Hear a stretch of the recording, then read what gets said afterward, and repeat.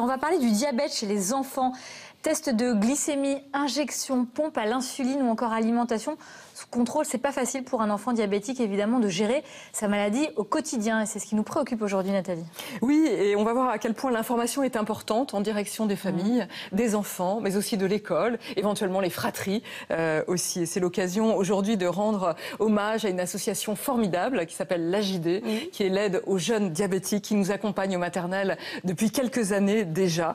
Et donc des informations importantes de type plus le traitement du diabète est précoce, plus les formes graves peuvent être évitées. Et c'est pour ça qu'il faut faire et refaire cette information, parce que le plus souvent, chez l'enfant et l'adolescent, il se passe entre une semaine, là ça va pas trop mal, et 2 mois entre l'apparition des premiers signes, c'est-à-dire soif, besoin d'uriner, éventuellement perte de poids, et le diagnostic. Vous imaginez 2 mois, d'où le risque effectivement de traitement plus lourd. Certains événements extérieurs, ça peut être une maladie infectieuse, un stress important, peuvent accélérer le passage de l'état de diabète latent à l'état de diabète clinique, mais il faut pas croire, c'est-à-dire que quoi qu'il arrive, le diabète se serait déclaré.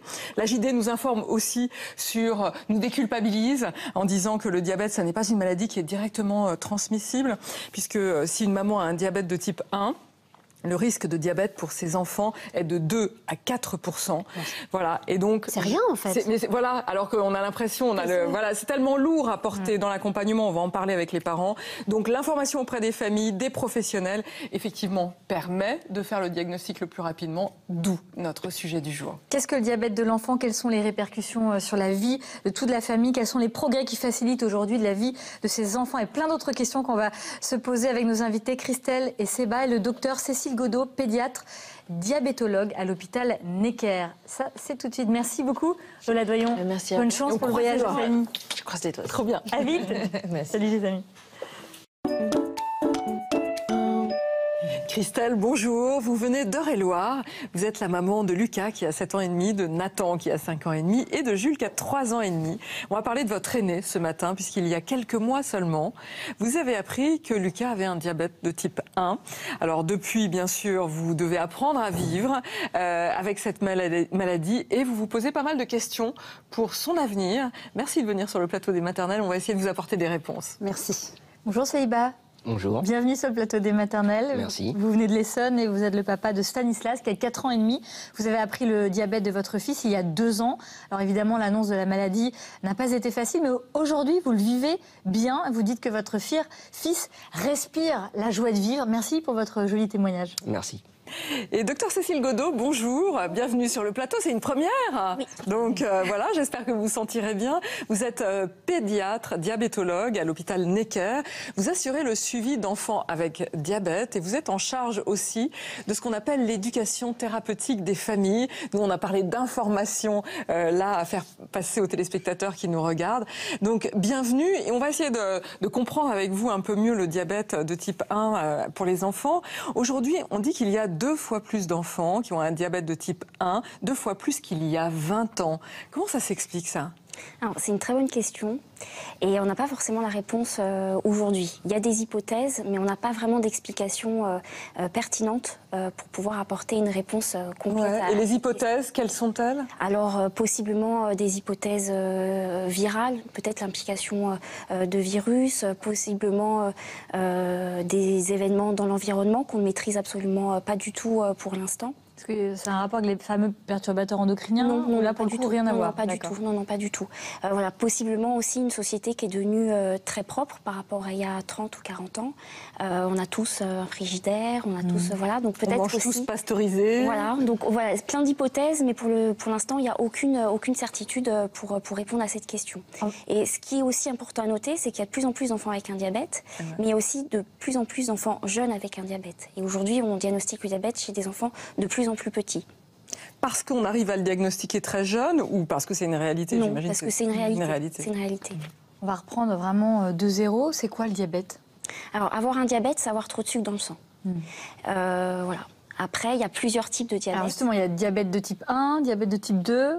Quelle est la différence? Alors, Le diabète de type 1 et le diabète de type 2, ce sont tous les deux des diabètes, mais ce sont vraiment deux maladies complètement différentes. Le diabète de type 2, il est lié au surpoids, à l'absence d'activité physique, à une alimentation qui est trop grasse, trop sucrée. Il va toucher principalement les adultes de plus de 40 ans. Et il se traite par comprimé, parfois par insuline et parfois aussi par un simple régime. Le diabète de type 1, c'est complètement différent. C'est un diabète qui touche principalement les adultes jeunes, de moins de 30 ans, les adolescents et les enfants. Et c'est ce qu'on appelle une maladie auto-immune. C'est-à-dire que les globules blancs de l'enfant, ou son système immunitaire, si vous préférez, qui sont habituellement chargés de défendre l'organisme contre les infections, vont détruire les cellules du pancréas qui fabriquent l'insuline. Et donc l'enfant ne peut plus fabriquer d'insuline et a donc son taux de sucre qui augmente dans le sang. On y voit beaucoup plus clair. Christelle, vous êtes la maman de Lucas, qui a 7 ans et demi, et le diagnostic du diabète donc, de type 1 est tombé en octobre 2015. Quels signes vous ont alerté quelques jours avant l'annonce de ce diagnostic? Alors, il y a plusieurs signes qui ne m'ont pas tout de suite alertée. Et en fait, à force que les jours passent, j'ai alerté les signes. Donc Lucas était très fatigué. Il buvait beaucoup la journée et il faisait de l'énurésie. Donc c'est-à-dire qu'il faisait pipi au lit depuis à peu près une semaine. Et alors que c'est un enfant qui était propre depuis l'âge de 2 ans. Vous êtes auxiliaire de puériculture, Christelle. Est-ce que vous aviez entendu parler du diabète de type 1 dans votre formation? Alors oui, malheureusement, dans ma formation, j'ai entendu parler du diabète de type 1 parce que j'ai fait un stage moi-même. Je restais 4 semaines avec des adolescents diabétiques. Et d'où une forte culpabilité au début. Voilà, je connaissais. J'ai rappelé une collègue quand j'ai eu ces signes-là. J'ai rappelé une collègue qui m'a dit, voilà, ce sont les 3 premiers signes des diabétiques de type 1. Parce qu'en fait, vous n'êtes pas rendu compte de l'urgence, c'est ça? Non, vous n'avez pas additionné tous les symptômes? Après, quand je me suis dit, c'est le diabète, au début, je fermais les yeux, je pense. Et quand j'ai eu les signes, j'ai appelé ma collègue, j'ai dit, mais c'est ça, je le savais sans vraiment le savoir. Mais je n'ai pas imaginé l'urgence. C'est-à-dire que quand j'ai su que c'était un diabète, je ne suis pas allée aux urgences tout de suite. J'avais un rendez-vous médical une semaine après. J'attendais ce rendez-vous. C'est si rapide en fait? C'est-à-dire à partir du moment où il y a des symptômes, c'est que alors, la maladie se déclenche, en fait, oui, la violemment, maladie, enfin, je pense que le docteur le dira, mais la maladie se déclenche. C'est-à-dire que Lucas, après que j'ai su que c'était un diabète, 2 jours après, on est parti aux urgences parce qu'il ne se levait pas le matin et il vomissait, il avait mal au ventre. Et en fait, quand je suis arrivée à l'hôpital, on m'a dit que dans 1 heure, il pouvait être dans le coma. Donc voilà, c'est arrivé. Les signes étaient précurseurs depuis plusieurs jours. Mais voilà, c'est arrivé comme ça pour aller à l'hôpital. Docteur, pourquoi on bascule d'un seul coup si vite et avec un éventuel coma? On parle de l'acétone aussi. Vous pouvez nous réexpliquer ce qui se passe là? Alors, quand les signes du diabète apparaissent, c'est que déjà le corps n'a plus assez d'insuline pour fonctionner. Ce qu'il faut voir, c'est que l'insuline, c'est une hormone vitale qui permet au corps d'utiliser le sucre qu'on mange pour fonctionner et pour fabriquer de l'énergie. Quand le corps n'a plus d'insuline, le corps ne peut plus fonctionner normalement et il se met alors à fabriquer ce qu'on appelle de l'acétone. Et c'est ce manque d'insuline et cette acétone qui sont dangereuses pour l'organisme, qui vont rendre le sang plus acide et qui peuvent entraîner, lorsque ça s'accumule et qu'on attend, qui peuvent aller jusqu'à entraîner un coma qui peut être très grave pour l'enfant. Il y a d'autres risques où l'enfant peut basculer, donc le risque dans le coma et ensuite c'est là que ça arrive, ou il y a d'autres... risque. Le risque, il est principalement là. Quand on fait le diagnostic tôt, qu'il n'y a pas beaucoup d'acétone dans le sang, le diagnostic à un moment où l'enfant va bien. Le risque, il est dans le fait de tarder à faire le diagnostic. On a l'impression que les symptômes, là, c'était un peu des symptômes de dernier moment. Les symptômes, ils arrivent quand même assez en amont pour qu'on ait le temps de réagir. Parce qu'un enfant qui est fatigué, on peut avoir 1000 raisons d'être fatigué. Ça s'installe sur plusieurs semaines. Donc, les 2 principaux signes, vous les avez très bien soulignés, c'est un enfant qui boit beaucoup et qui fait beaucoup pipi. Et ça se manifeste par un enfant qui va se remettre à se lever la nuit pour boire, pour uriner, qui va se remettre à faire pipi au lit alors qu'il était propre depuis déjà plusieurs mois, voire années, par des couches débordantes d'urine le matin pour les bébés, quand on les récupère au réveil. Voilà, donc c'est des signes qui apparaissent déjà, ces signes-là, ils traduisent le fait qu'il y ait trop de sucre dans le sang, ils apparaissent déjà quand le corps n'a plus d'insuline pour fonctionner. Et il y a la transpiration et de la perte de poids aussi? Voilà, les autres signes, donc il y a aussi la fatigue et la perte de poids qui peuvent aussi alerter les parents. Non, globalement, dans toutes les situations, les parents rapidement détectent qu'il y a quelque chose qui ne va pas. Et ça, vous le soulignez très bien, rapidement, les parents se disent, là, il y a un problème. Je constate qu'il y a quelque chose qui ne fonctionne pas. Alors, on ne sait pas toujours mettre un mot, mais oui, voilà. en tout cas, on remarque qu'il y a quelque chose qui ne va pas.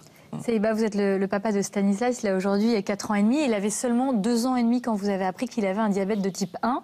Les symptômes étaient les mêmes que pour Lucas, qui est plus grand? Ah oui, exactement la même chose.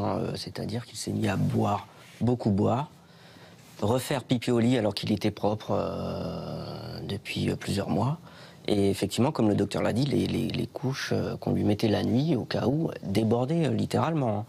On les changeait même 2 fois par nuit, ça nous arrivait. Ça vous inquiétait tout de suite ou pas? Dans un premier temps, non, je me suis dit, il buvait beaucoup. Je me suis dit, bon, bah, c'est super, il s'hydrate. Moi, je vois un enfant qui boit, tant mieux. Enfin, je me dis, tant mieux. Même à la limite, il demandait encore plus à boire. Je fais, non, ça suffit. Maintenant, t'as assez bu. Et puis, à un moment, on s'est quand même posé la question. Au bout de combien de temps? Pardon? Au bout de quelques semaines, vous avez pris... 2 semaines, 2 semaines à peu près, 2 semaines. On a demandé à sa nounou s'il buvait beaucoup. Elle nous a dit oui, il boit. Et puis... C'est votre belle-mère qui vous a mis sur la piste, c'est ça? Oui, c'est ça, en fait. Ma belle-mère m'a parlé de diabète. Elle m'a parlé de diabète, donc moi je me dis, pourquoi diabète? Il a juste un peu soif. À la limite, c'est bien pour lui, quoi. Et puis un soir, je regarde quand même un petit peu sur Internet. Doctissimo, je crois que c'est un petit peu de tout le monde. Et je vois que ça cadrait vraiment avec le diabète, quoi. Il y avait la soif intense, les pipis au lit, et là, je me suis dit, bon, 70% de chances qu'il soit diabétique, quoi. Quelle a été votre première réaction? Vous l'avez emmené aux urgences, vous avez pris rendez-vous chez le médecin? C'était un vendredi soir, je me souviens. Le lundi matin, très tôt, on était déjà chez le généraliste. À 8h du matin, on était chez le généraliste. Et comment Ma femme, en fait, avait fait un diabète gestationnel.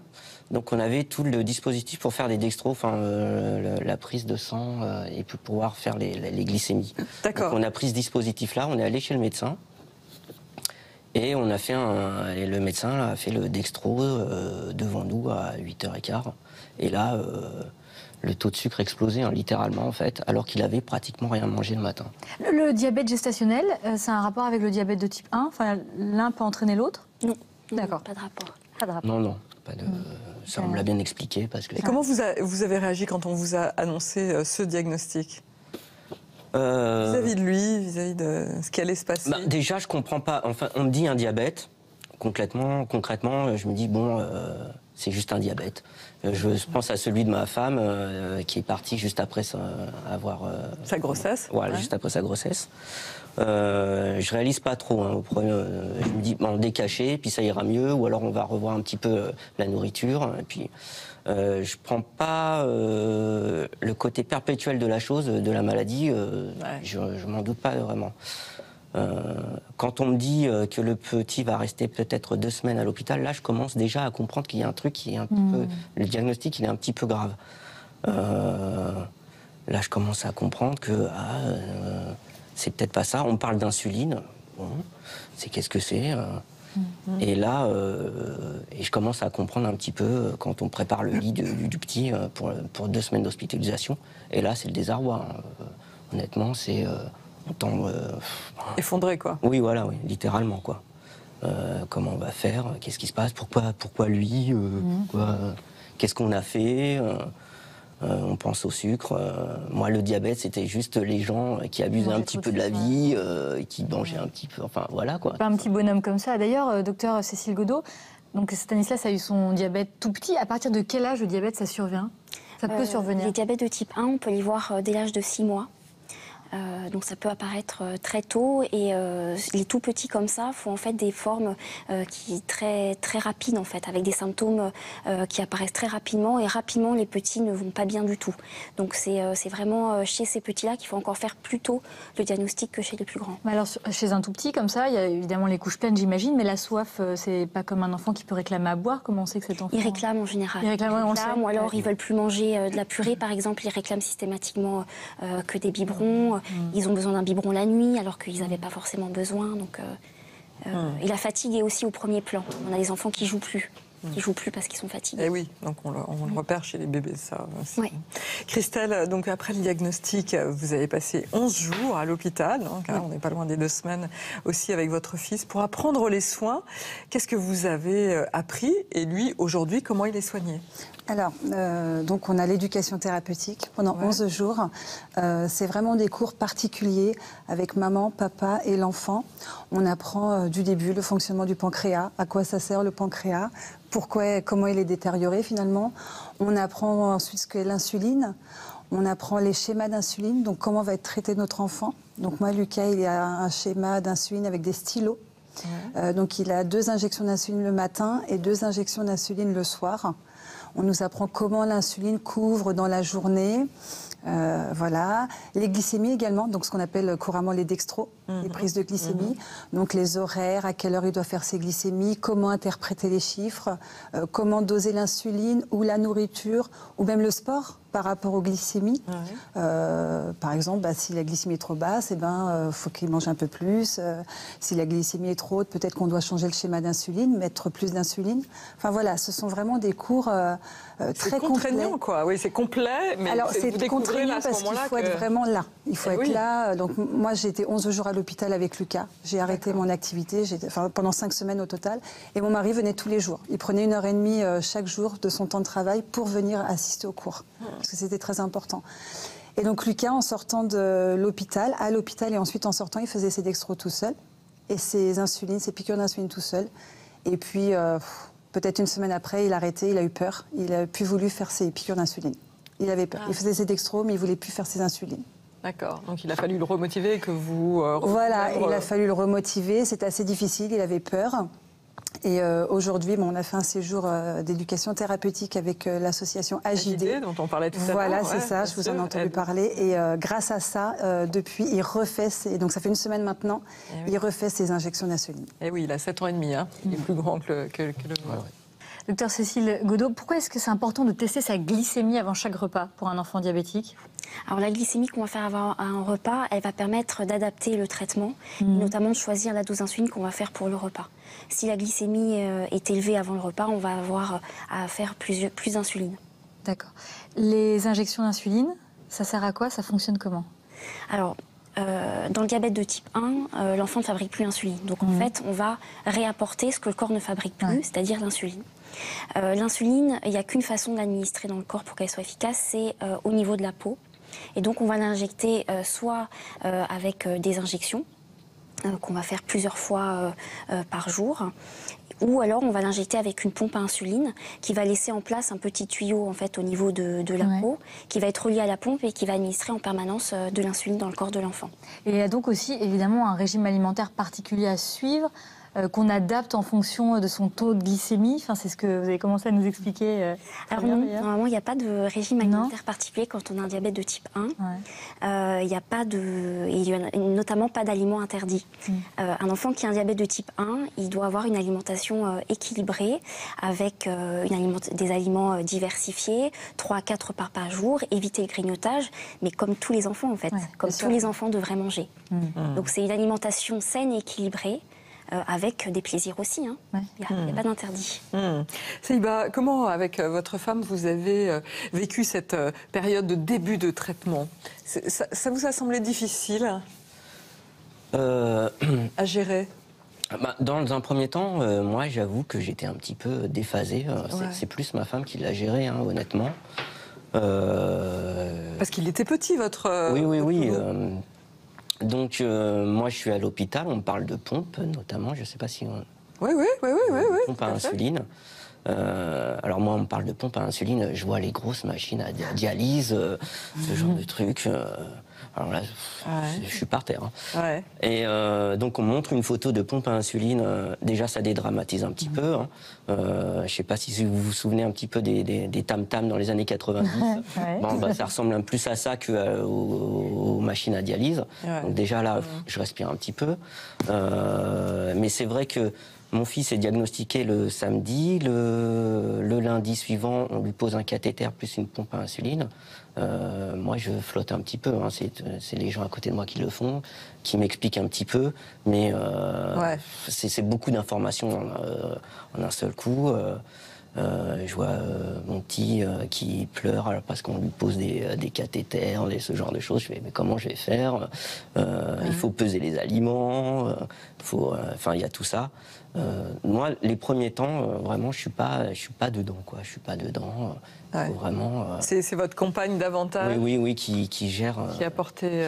Qui porte. Hein. C'est clairement, c'est elle qui porte un petit peu la maladie au début. Et aujourd'hui, vous vous sentez plus à l'aise? Les rapports sont un petit peu inversés aujourd'hui. C'est moi qui gère un petit peu la maladie au quotidien. C'est moi qui pose les cathéters, c'est moi qui porte un petit peu le truc. La pompe, vous racontiez à Julie que c'était choquant de voir un bébé avec là on voit son enfant appareillé. Hein, et ça vous rappelle toujours la maladie quelque part. Autant les stylos, c'est une contrainte au niveau des piqûres et puis qu'il n'y a pas avec la pompe, mais au moins quand son fils, on le voit évoluer, et puis il n'y a rien qui le différencie d'un autre enfant, par exemple. Alors que la pompe, là, il y a toujours cet appareil relié et qui vous rappelle, et qui vous donne cette petite piqûre de rappel, il est diabétique, il est diabétique. Bon, après, concrètement, c'est plus facile à vivre. Enfin, j'ai l'impression, avec une pompe qu'avec les stylos, par exemple. C'est-à-dire mon petit, les piqûres, il les supportait pas. Hein. Il en a eu une journée, c'était vraiment c'était assez difficile, quoi. Entre la pompe et les piqûres, comment ça se décide? C'est le choix des parents? C'est quoi la différence? Ça fonctionne comment? Alors souvent, au moment du diagnostic, c'est l'équipe médicale qui propose le traitement, parce que comme vous le décrivez très bien, c'est une période de choc et c'est difficile de demander à des parents ce qu'ils préfèrent. Bien sûr. Donc souvent, au diagnostic, c'est l'équipe médicale qui prend la décision d'instaurer tel ou tel traitement. Selon ses habitudes, parce que c'est vrai que d'un service à l'autre, il peut y avoir des différences, hein, même si globalement on suit tous les mêmes recommandations de traitement. Voilà, donc on instaure le traitement dans un premier temps. Et après, on apprend à connaître l'enfant, sa famille, ses habitudes. Et on va réadapter ce traitement, le changer éventuellement, pour proposer le traitement qui est le plus adapté au fonctionnement de la famille et à ses habitudes de vie. Parce que ce qu'il faut voir dans le traitement du diabète, c'est que le bon traitement du diabète pour un enfant, c'est celui qui permet d'équilibrer le diabète, mais c'est aussi celui qui lui permet de garder une qualité de vie, et quel que soit son âge. D'enfant. Alors justement, en préparant le sujet avec la rédaction, on a lu l'ouvrage du professeur Daniel Rigaud, sans doute que vous connaissez, qui nous donne 100 idées pour accompagner votre enfant diabétique. Lui évoque des histoires de patchs pour contrôler. Alors tout de suite, on se dit super, les patchs c'est tellement plus facile. Il évoque un avenir assez proche avec des histoires de voies intranasales pour administrer le glucagon, etc. Est-ce qu'on va vers ça ? Alors, pour faciliter les choses, ou ça, c'est dans 10-15 ans? On aspire effectivement à simplifier au maximum le traitement, et tout ça, c'est des pistes de recherche actuelles. Le glucagon intranasal, c'est quelque chose qui existait déjà il y a quelques années, voire dizaines d'années, qui fonctionnait, donc pourquoi pas. Après, tout ce qui est patch d'insuline, insuline intranasale, comprimé d'insuline aussi, on commence à en parler. Il y a quelques produits qui sont aujourd'hui développés. À l'heure actuelle, ça ne s'adresse pas au diabète de l'enfant. Parce que ce qu'il faut voir, c'est que le diabète de l'enfant, il n'y a pas une dose fixe d'insuline. La dose d'insuline, et vous le vivez, je pense, tous les jours, elle change régulièrement. On réadapte, on fait des petits ajustements par rapport au poids de l'enfant. Et ces formes-là d'administration d'insuline, elles ne permettent pas aujourd'hui cette finesse de traitement. Donc, c'est des pistes, probablement pour le diabète de l'adulte, pas pour l'instant pour le diabète de l'enfant. Alors aujourd'hui, grâce à de nouvelles technologies, certains enfants peuvent apprendre à gérer eux-mêmes leur diabète. C'est le cas de Noah. Julie Bouffaïd-Fatigon est allée passer une journée avec lui.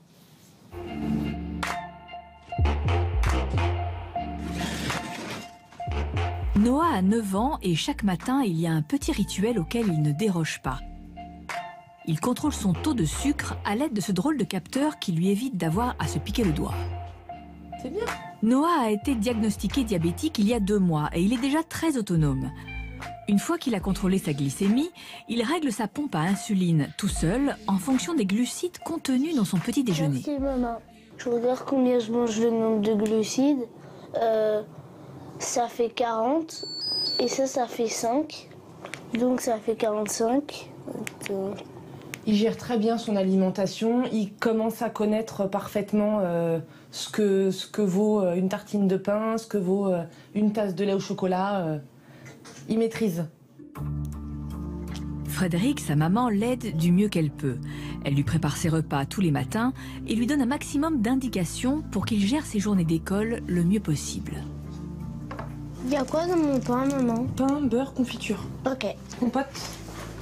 Je t'ai marqué le nombre de glucides là, à rentrer dans ta pompe. D'accord. 60 grammes de glucides avec un morceau de pain pour ton kiri qui est là.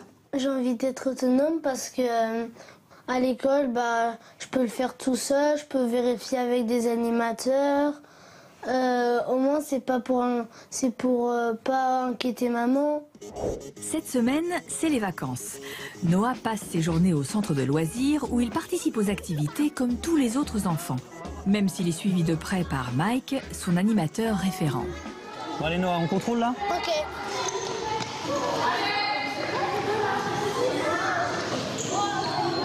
« 156, donc avec le plus 10, ça fait 166. Ça va pour l'instant, on est bien.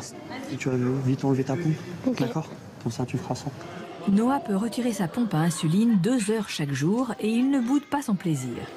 Quand j'ai ma pompe, je me sens prisonnier et quand je l'ai pas, je me sens libérée. Après 30 minutes de jeu avec ses copains, Noah sait qu'il doit contrôler sa glycémie. Ce matin, il est en légère hypoglycémie. Il prend donc un peu de sucre. Donc on n'en prend qu'un seul, d'accord? D'accord. Parce qu'on va bientôt manger d'ici 30 minutes.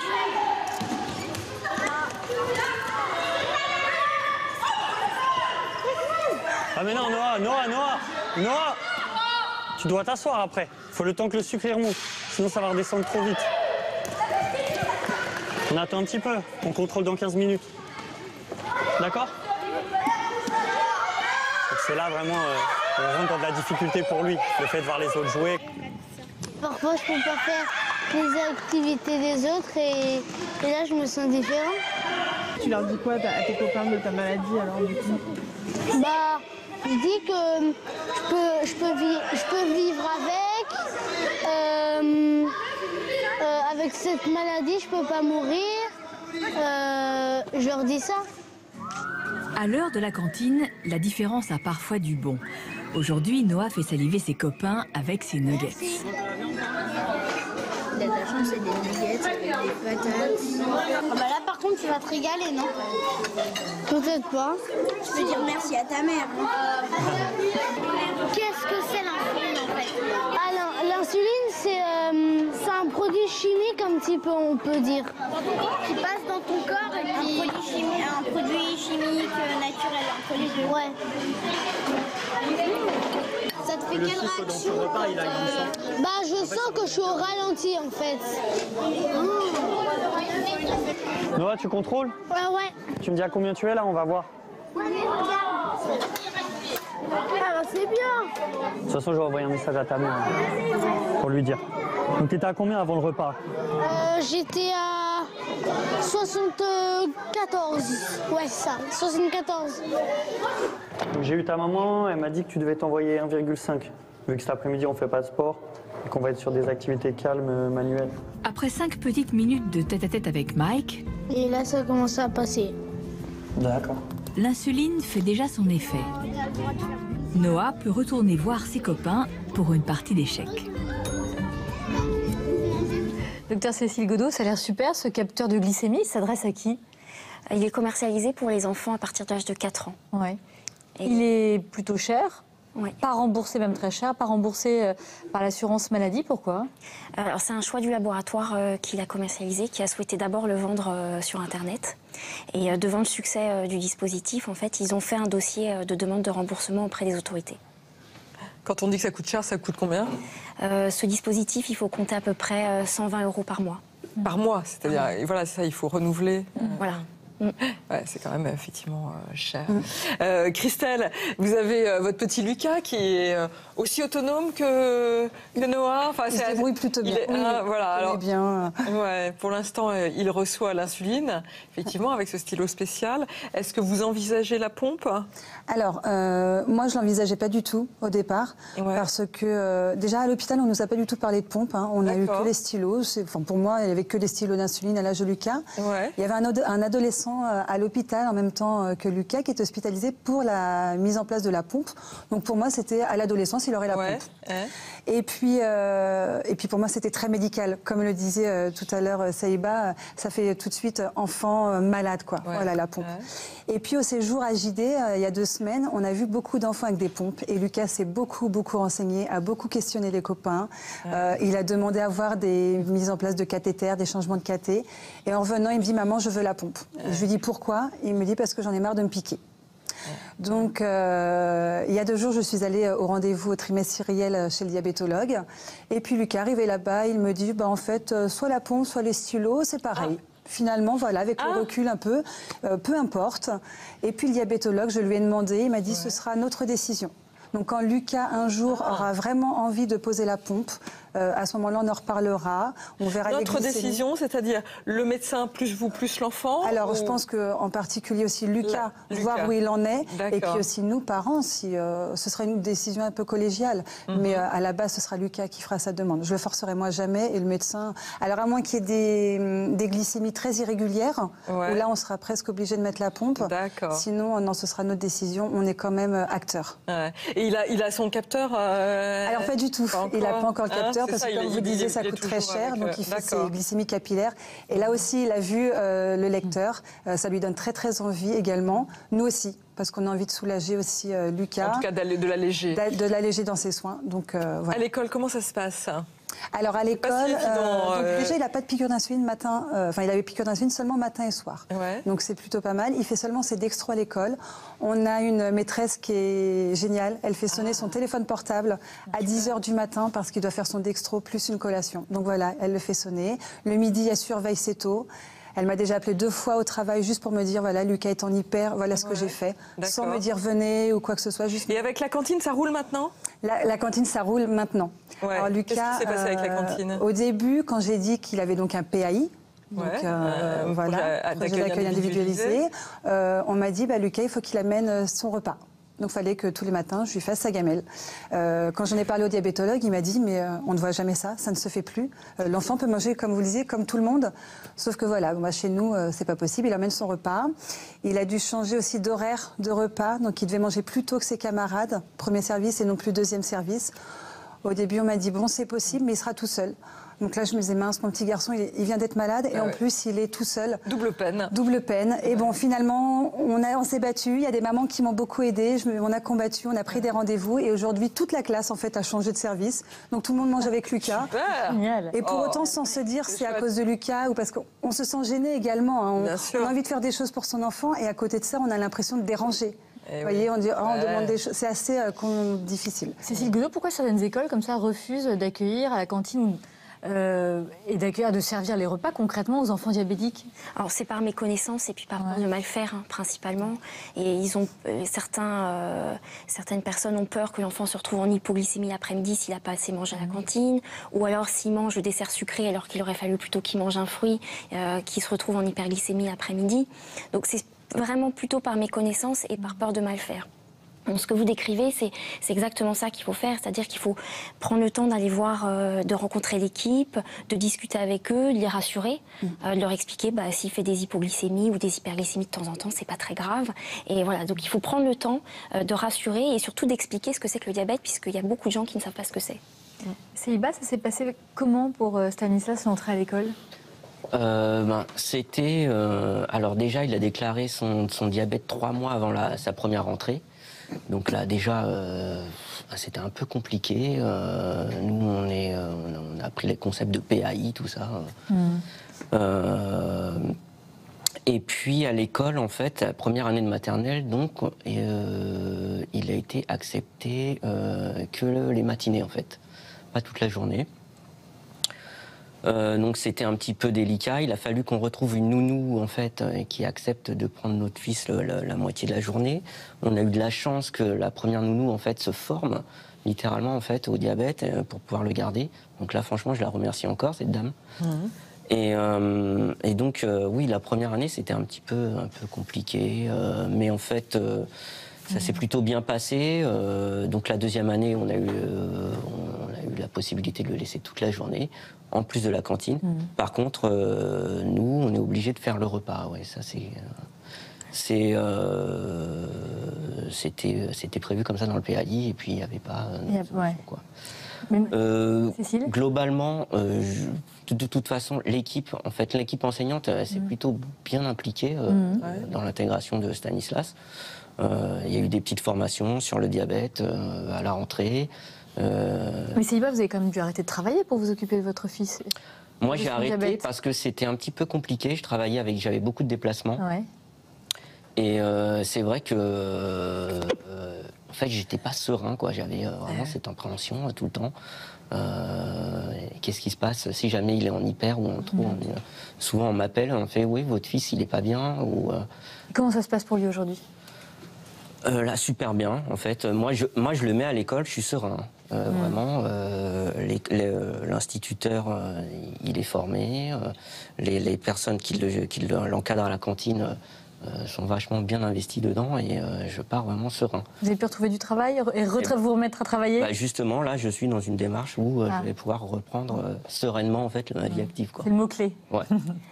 Pour aider les parents aujourd'hui et faciliter l'intégration de ces enfants à l'école, l'association L'aide aux jeunes diabétiques travaille en collaboration avec l'Éducation nationale pour rédiger une charte d'accueil de ces enfants.